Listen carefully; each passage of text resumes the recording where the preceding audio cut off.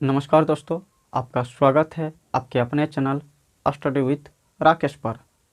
तो आज का हमारा टॉपिक है राज्य के नीति निर्देशक तत्व।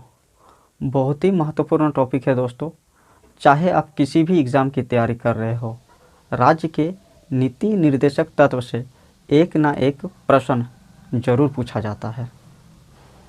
तो वीडियो को शुरू करने से पहले मैं आपको बता देता हूँ कि आज हम इस टॉपिक को कैसे कवर करेंगे। पहले मैं आपको इसका मतलब समझाऊंगा, उसके बाद मैं आपको ये बताऊंगा कि इसे आखिर संविधान में शामिल कैसे किया गया। इसके बाद हम मौलिक अधिकार और नीति निर्देशक तत्व के बीच अंतर को पढ़ेंगे और उसके बाद जितने भी महत्वपूर्ण अनुच्छेद है राज्य के नीति निर्देशक तत्व से संबंधित, उन्हें हम डिटेल में कवर करेंगे। पहले हम डिटेल में अनुच्छेद के बारे में बताऊंगा और लास्ट में इसका एक क्विक रिवीजन करेंगे। तो कंप्लीट वीडियो है दोस्तों आपके लिए। इसके बाद आपको इस टॉपिक से कोई भी अन्य वीडियो देखने की ज़रूरत नहीं पड़ेगी। तो चलिए दोस्तों, स्टार्ट करते हैं आज का ये टॉपिक, यानी राज्य के नीति निर्देशक तत्व। तो चलिए स्टार्ट करते हैं। राज्य के नीति निर्देशक तत्व, इसे संविधान के भाग 4 में अनुच्छेद 36 से 51 के बीच में रखा गया है तथा इसे आयरलैंड के संविधान से लिया गया है। यानी क्वेश्चन आपका इस टाइप से पूछ सकता है, यानी राज्य के नीति निर्देशक तत्व को किस भाग में रखा गया ना, भाग 4 में अनुच्छेद कितना से लेकर कितना तक ना, अनुच्छेद 36 से लेकर 51 के बीच रखा गया है।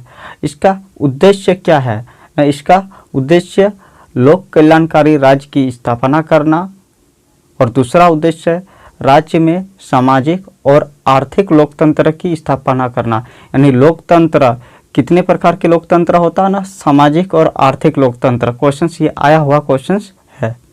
चलिए आगे देखते हैं। अब हम आगे देखेंगे, यानी राज्य के नीति निर्देशक तत्व को संविधान में किस तरह शामिल किया गया।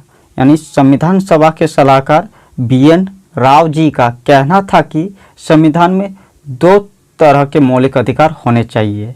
एक ऐसा मौलिक अधिकार हो जिसे हम भारत के नागरिकों को संविधान लागू होने के तुरंत बाद दे सके, और दूसरा ऐसा मौलिक अधिकार हो जो कुछ समय बाद दिया जा सके, जब भारत के पास पर्याप्त संसाधन हो।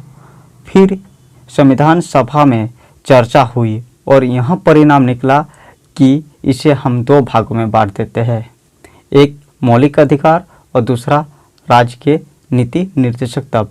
यानी मौलिक अधिकार संविधान के भाग 3 में अनुच्छेद 12 से लेकर 35 के बीच रखा गया है और भाग 4 में राज्य के नीति निर्देशक तत्व अनुच्छेद 36 से 51 के बीच रखा गया है। चलिए आगे देखते हैं। तो चलिए आगे देखते हैं मौलिक अधिकार और नीति निर्देशक तत्वों में अंतर क्या है। यानी मौलिक अधिकार और नीति निर्देशक तत्व। देखिए, मौलिक अधिकार को USA के संविधान से लिया गया है और नीति निर्देशक तत्व को आयरलैंड के संविधान से लिया गया है। मौलिक अधिकार यानी इसका वर्णन संविधान के भाग 3 में किया गया है और नीति निर्देशक तत्व इसका वर्णन संविधान के भाग 4 में किया गया है। इसे यानी मौलिक अधिकार इसे लागू करने के लिए न्यायालय के शरण ले सकते हैं। यानी मौलिक अधिकार लागू करने के लिए आप न्यायालय जा सकते हो। नीति निर्देशक तत्व यानी इसे लागू करने के लिए आप न्यायालय नहीं जा सकते हो। मौलिक अधिकार, यह अधिकार नागरिकों को स्वतः ही प्राप्त हो जाता। अगर आप भारत के नागरिक हैं तो मौलिक अधिकार आपको स्वतः ही प्राप्त हो जाता है। और नीति निर्देशक तत्व यह राज्य सरकार के द्वारा लागू करने के बाद ही नागरिक को प्राप्त होता है। जैसे वृद्ध पेंशन, यह राज्य सरकार के द्वारा लागू करने के बाद ही नागरिक को प्राप्त होता है। जैसे वृद्धा पेंशन हो गया, विकलांग पेंशन हो गया, ये सब राज्य के ऊपर डिपेंड करता है, वो लागू करे या नहीं करे। इसके विरुद्ध आप न्यायालय नहीं जा सकते हैं। यह व्यक्ति के अधिकार के लिए है, यानी मौलिक अधिकार क्या है, व्यक्ति के अधिकार के लिए है, और नीति निर्देशक तत्व यह समाज की भलाई के लिए है। यही अंतर होता है आपका मौलिक अधिकार और नीति निर्देशक तत्व। देखिए दोस्तों, अगर आप पहली बार वीडियो को देख रहे, कम से कम आप पूरा देखिए वीडियो को, तभी आपको कुछ समझ में आएगा। और हम आपको 100% गारंटेड के साथ कहते हैं कि अगर आप एक बार वीडियो को अच्छे से देख लिए तो आपका इस टॉपिक से कोई भी प्रश्न पूछे आपका नहीं छूटेगा, आप ज़रूर उसको बना के आइएगा। और बहुत इम्पोर्टेंट टॉपिक है ये दोस्तों।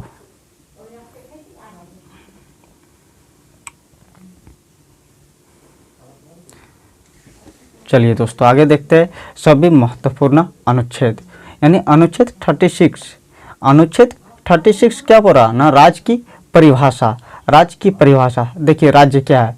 राज्य के अंतर्गत भारत की सरकार और संसद तथा राज्यों में से प्रत्येक राज्य की सरकार और विधानमंडल तथा भारत के राज्य क्षेत्र के भीतर या भारत सरकार के नियंत्रण के अधीन सभी स्थानीय और अन्य प्राधिकार है।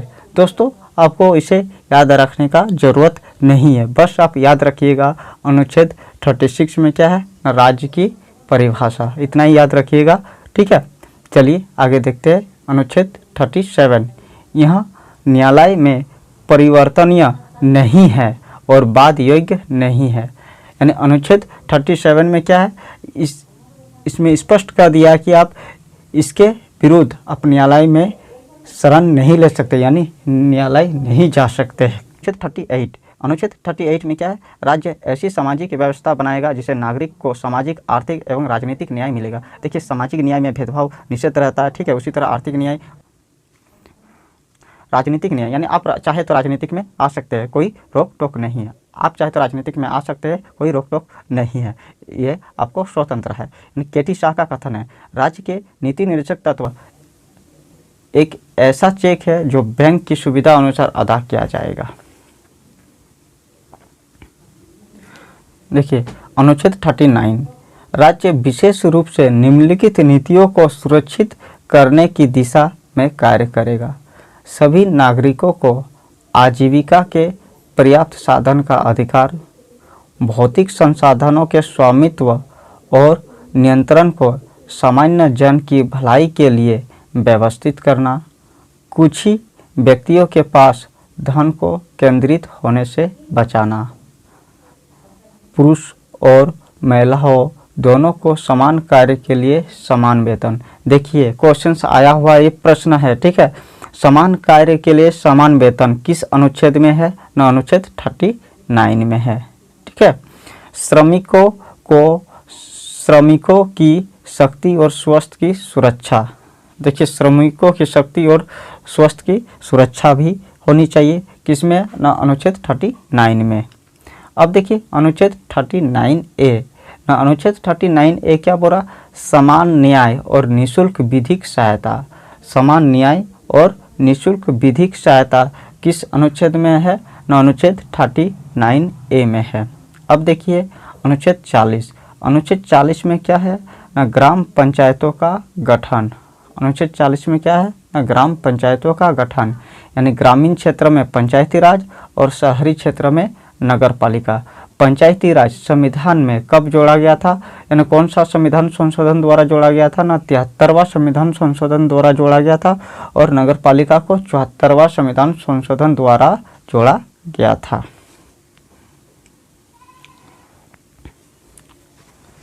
देखिए अनुच्छेद 41, कुछ दशाओं में काम, शिक्षा और सरकारी सहायता पाने का अधिकार। क्या बोला, कुछ दशाओं में काम, शिक्षा और सरकारी सहायता पाने का अधिकार, जैसे वृद्धा पेंशन हो गया, विधवा पेंशन हो गया, विकलांगता पेंशन हो गया, ठीक है। अनुच्छेद 42, न्याय संगत और मानवोचित दशाओं तथा प्रस्तुत सहायता का उपबंध, जैसे अनुच्छेद 42 क्या बोला, न्याय संगत और मानवोचित दशाओं का तथा प्रस्तुति सहायता का उपबंध, जैसे गर्भवती महिलाओं द्वारा कठोर शारीरिक श्रम ना करवाना प्रसूति सहायता यानी मैटरनिटी लीव दिया जाता है। ठीक है, मालूम है आप लोग को मैटरनिटी लीव किस अनुच्छेद में दिया जाता है ना, अनुच्छेद का 42 में, प्रसूति सहायता जिसे हम लोग हिंदी से कहते हैं। अनुच्छेद 43 निर्वाह योग्य मजदूरी और कुटीर उद्योग को बढ़ावा, निर्वाह योग्य मजदूरी और कुटीर उद्योग को बढ़ावा अनुच्छेद 43 में। ठीक है, अनुच्छेद 43A उद्योगों के प्रबंधन में श्रमिकों की भागीदारी सुनिश्चित करने के लिए राज्य कदम उठाएगा। अनुच्छेद 43A में क्या है न, उद्योगों के प्रबंधन में श्रमिकों की भागीदारी सुनिश्चित करने के लिए राज्य कदम उठाएगा। अनुच्छेद 43B में क्या है न, सहकारी समितियों को बढ़ावा देना, सहकारी समितियों को क्या करना, बढ़ावा देना।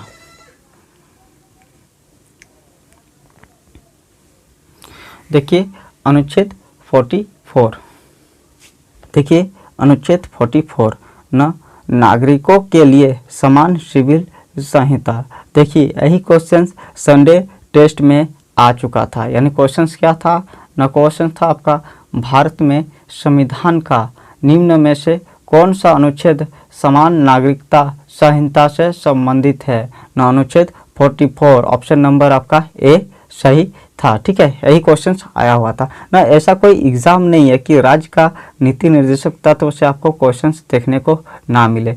लगभग हर एग्जाम में आपको इस टॉपिक से क्वेश्चंस एक ना एक देखने को मिलेगा। तो दोस्तों आप लोग इस टॉपिक को एक बार जरूर अच्छा से कवर कर लीजिएगा।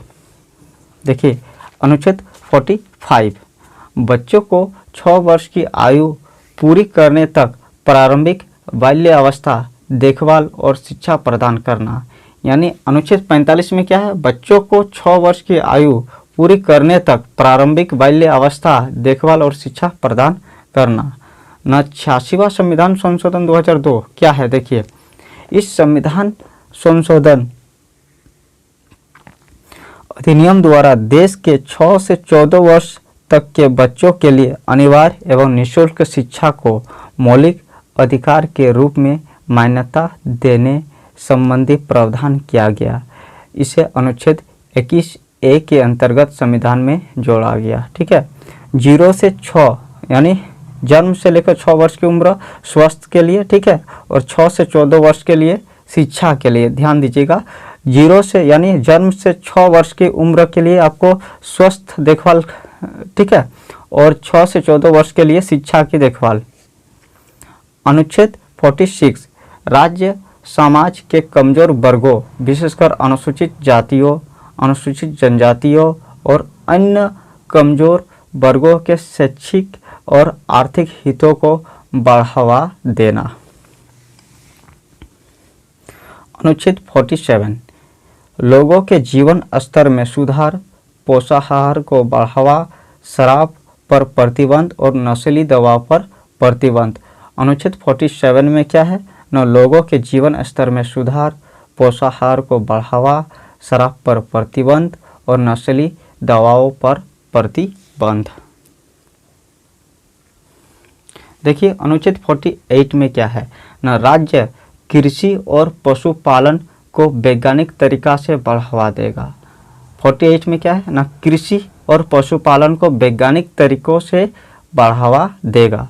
अनुच्छेद 48A में क्या है न, पर्यावरण को संरक्षण तथा वन्य जीवों की रक्षा। अनुच्छेद 49 में क्या है, राष्ट्रीय महत्व के स्मारकों, स्थानों और वस्तुओं का संरक्षण। अनुच्छेद 50 में क्या है न, कार्यपालिका से न्यायपालिका को अलग करना, कार्यपालिका से न्यायपालिका को अलग करना। 51 अंतर्राष्ट्रीय शांति और सुरक्षा की अभिवृद्धि हेतु राज्य प्रयास करेगा। अंतर्राष्ट्रीय शांति और सुरक्षा की अभिवृद्धि हेतु राज्य प्रयास करेगा न, अनुच्छेद 51। तो चलिए दोस्तों एक ही स्लाइड में देख लेते हैं सभी अनुच्छेद को एक बार।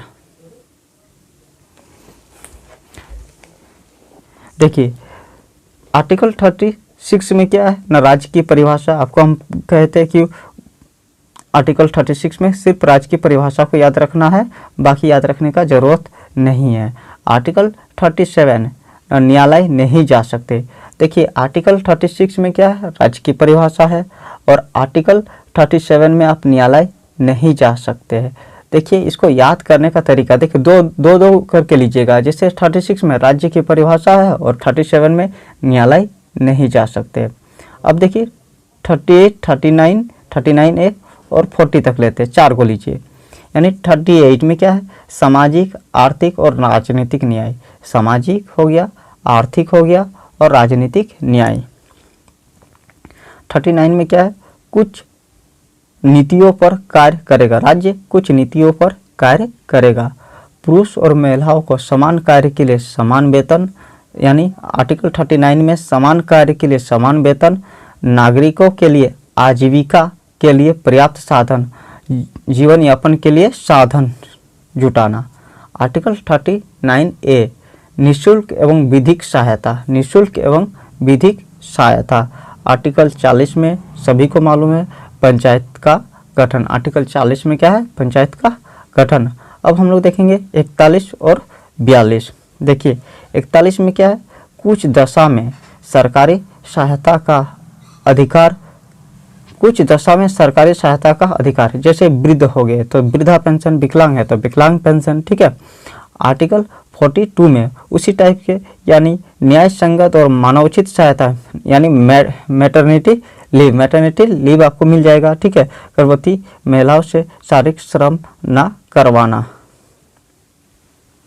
मैटरनिटी लीव में वही हो जाएगा कि गर्भवती महिलाओं से शारीरिक श्रम ना करवाना।